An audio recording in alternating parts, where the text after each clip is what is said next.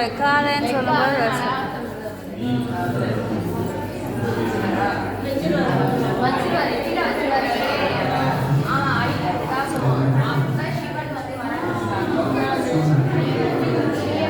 இந்த கதை எங்கள் அப்பா சொல்லியிருக்காரு.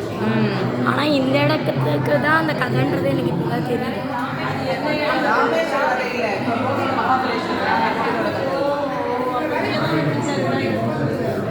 மகாபலேஸ்வரர் வாங்கி பார்த்தோம்ல, அது வந்து அந்த மாடோட காது மாதிரி இருக்கிறனால அது கோக்கரணம். கோனா பசு, கரணம்னா காதம், பசுவோட காது. அந்த இது பாரு என்ன ஷேப்ல இருக்கு. ஆமாம், இப்படிதான் இருக்குது. அடிக்கிறதுக்கு மூஞ்சி எப்படி போது பாடுறாங்க, எவ்வளோ வச்சிரமாக அதை தெளிக்கிட்டாங்க.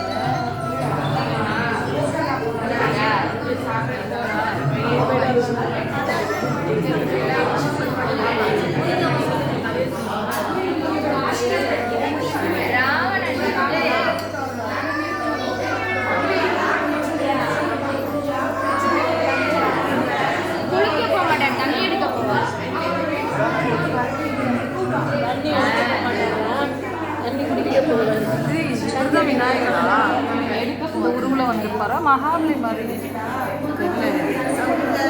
இவங்க சொல்லியிருந்தாங்க பாருங்க. இது